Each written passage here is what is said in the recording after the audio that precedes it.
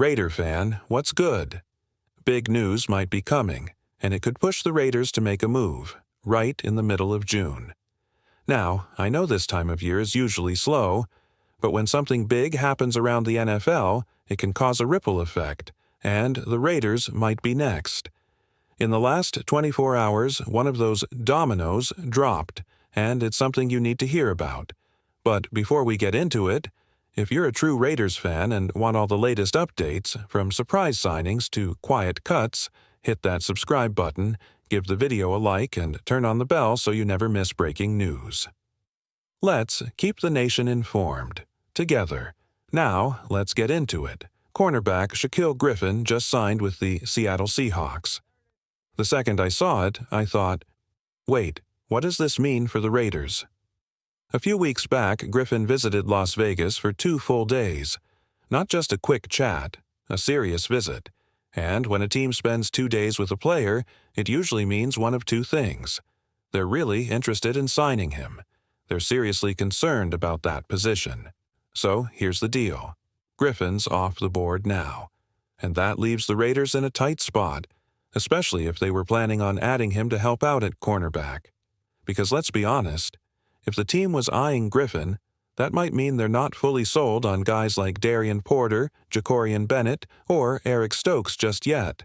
So now the question is, do the Raiders make a move, or do they roll with what they have?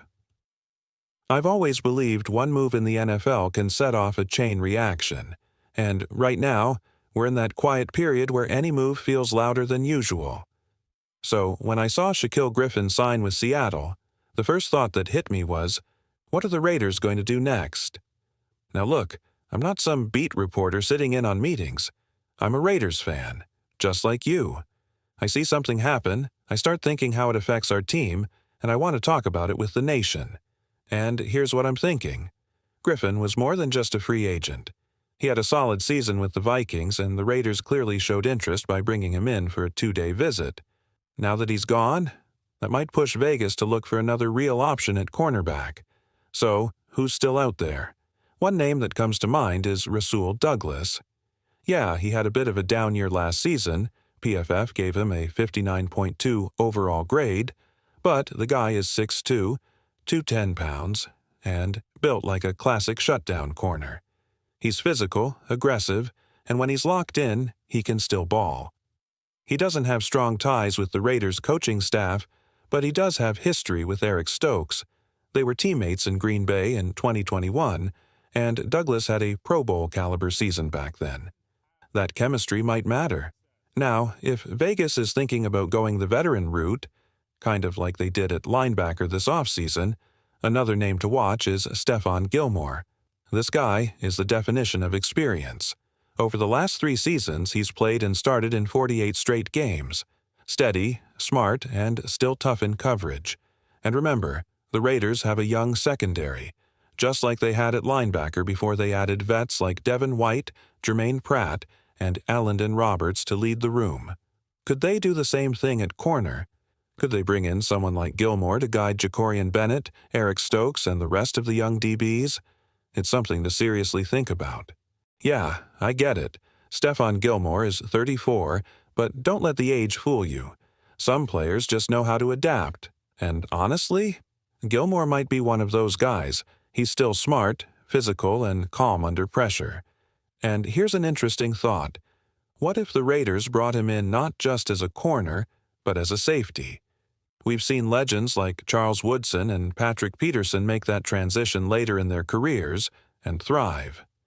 Gilmore has the instincts, the ball skills, and the leadership. He was the Defensive Player of the Year in 2019 for a reason. Now, here's something else to consider. If the Raiders were watching tape on Shaquille Griffin, you better believe they were also taking a hard look at Gilmore. Smart coaches don't just scout players, they scout patterns. But Gilmore isn't the only name floating around. There's Mike Hilton, and this one came straight from a trusted source in the last 48 hours. Watch out for Mike Hilton. It might seem random, but it lines up. A week ago, a report hinted that the Raiders were eyeing a nickel corner, and Hilton is one of the best at that role. Unlike Gilmore or Douglas, who play outside, Hilton dominates in the slot. And right now, that nickel spot in the Raiders' secondary, it's a weak point. Now, here's the kicker. Hilton also has ties to Jermaine Pratt, one of the linebackers the Raiders just brought in. Connections matter, especially when you're trying to build chemistry fast. If Vegas is serious about improving this defense without breaking the bank, this is the time to act. Because once the top corners are gone, the price tag goes up, fast. In a rebuild, every dollar counts, and every smart signing can help flip the script. So here's a thought to chew on. Who do you think the next Raiders signing should be?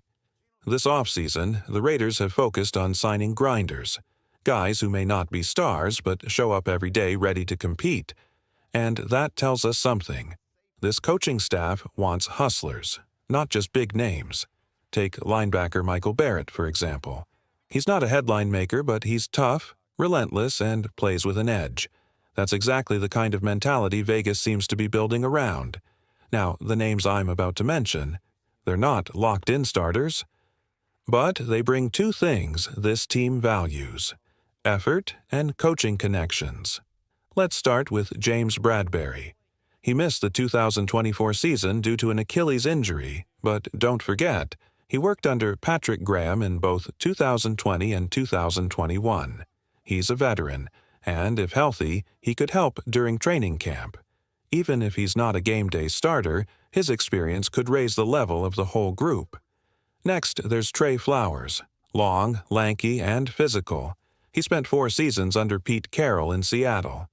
Last year wasn't his best statistically, but he's known for competing hard. If the Raiders just want someone to push the cornerback room in camp, Flowers could be a great tone setter. Then we've got Chris Lammons, a smaller defensive back who once worked with Patrick Graham back in Miami, 2019.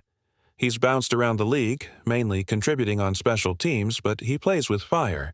He's the kind of guy who fights for every snap and makes others work harder just by being on the field. And finally, there's Chachere, a hybrid safety corner who's made a living by outworking people. He's not elite in coverage, but he's 6 feet 0 inches, 200 pounds, and gives everything he's got every single time. Think of him as a depth piece, someone who brings intensity and can help lock down special teams. These are the kinds of players who may never become stars, but they push the starters, raise the energy in practice, and help shape a tougher locker room. In a rebuilding year, that matters more than you think. One name that keeps circling in my mind is a defensive back who got his first real shot under Marcus Robertson, now the Raiders' defensive backs coach. This player may not be a star, but he's known for one thing: he works hard, and that seems to be exactly the type of player this coaching staff loves. So, could the Raiders bring him in for a training camp look? It wouldn't be surprising, but there's a catch. The roster is sitting at 91 players. So if Vegas wants to bring someone new in, someone else has to go. Now, most teams usually sign first, cut later, just like they did with Jermaine Pratt. But sometimes, teams make the cut before the move, clearing space and signaling something is coming. If the Raiders go that route, here are a few names that might be on the chopping block. A lot of these players come from crowded rooms, especially wide receiver and offensive line, groups where the depth is solid and the competition is fierce. There's even running back Chris Collier, who, while talented, is likely on the outside looking in when it comes to the final 53. So here's the strategy. Cut a player who's unlikely to make the team, free up a roster spot, and use that opening to bring in a guy who can actually help at a position of need. Speaking of needs, there's something brewing that could affect the Raiders' defensive line. There's buzz about Christian Wilkins, and it's making people nervous. Now, don't get it twisted. You can't replace Wilkins with just anyone. But what you can do is find a solid rotational piece, someone who brings energy, toughness, and pushes the D-line to another level. If the Raiders are serious about taking a leap forward this season, depth in the trenches is non-negotiable. Let's shift the focus to some fresh NFL news that might quietly impact the Raiders. Earlier today, Ogbonnia Okoronkwo, a solid pass rusher, was released by the Cleveland Browns. This guy isn't a household name, but every time a potential contributor hits the market, it's worth taking a closer look. Back in 2022 with the Texans, he showed real flash, racking up pressures, staying active off the edge, and proving he could disrupt plays. The Browns signed him to a 3-year, $19 million deal, but he never quite lived up to expectations in Cleveland. Still, he managed 3 to 4.5 sacks per season, and in the right system, he can still contribute, because Las Vegas still needs rotational help on the edge, and Okoronkwo fits the mold of a guy who can come in, pin his ears back, and rush the passer in obvious passing downs.